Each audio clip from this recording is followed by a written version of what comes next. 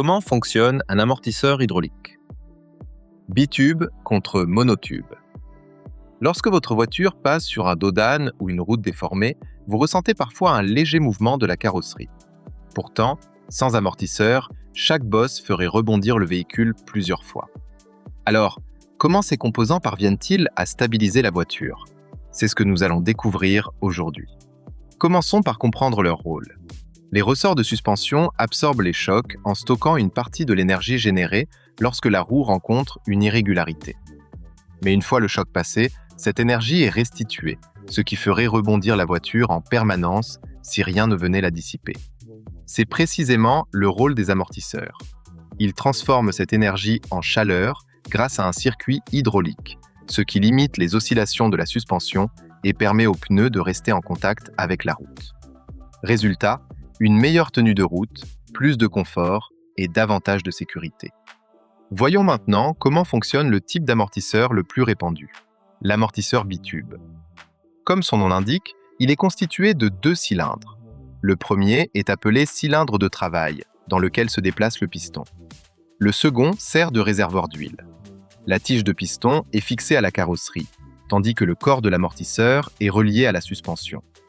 Lorsque la roue monte à cause d'une bosse, la tige de piston pénètre dans le cylindre. Comme l'huile est pratiquement incompressible, elle doit circuler pour laisser de la place à la tige. Pour cela, elle traverse une soupape de compression située à la base de l'amortisseur. Cette soupape possède de petits orifices qui limitent le débit de l'huile. Cette résistance crée une force d'amortissement et transforme une partie de l'énergie du choc en chaleur. Mais ce n'est pas tout. Le piston lui-même est également équipé de soupapes hydrauliques. Lorsque l'amortisseur se comprime ou se détend, l'huile est forcée de passer à travers ces soupapes. Là encore, la restriction du débit produit l'effet d'amortissement. Les ingénieurs conçoivent généralement ces soupapes pour que la résistance soit plus importante en détente qu'en compression. Cela permet de mieux contrôler le retour du ressort et d'éviter que la voiture ne rebondisse après chaque irrégularité. En résumé, un amortisseur bitube dissipe l'énergie grâce au passage contrôlé de l'huile entre ses différentes chambres. Passons maintenant à l'amortisseur monotube. Son principe est similaire, mais sa conception est différente. Comme son nom l'indique, il ne possède qu'un seul cylindre. À l'intérieur, on trouve une chambre remplie d'huile et une seconde chambre contenant un gaz sous pression, généralement de l'azote. Ces 2 chambres sont séparées par un piston flottant. Lorsque la tige de piston entre dans l'amortisseur, elle réduit le volume disponible pour l'huile. Au lieu d'envoyer l'huile vers un réservoir externe comme sur un bitube, la pression pousse le piston flottant, qui comprime le gaz. Cette chambre de gaz compense ainsi le volume occupé par la tige, tout en maintenant une pression constante dans le circuit hydraulique. Comme toute l'action hydraulique est concentrée dans un seul cylindre, les amortisseurs monotubes offrent généralement une réponse plus rapide, une meilleure dissipation de la chaleur et un comportement plus précis. C'est pourquoi ils sont souvent utilisés sur les véhicules sportifs ou haut de gamme.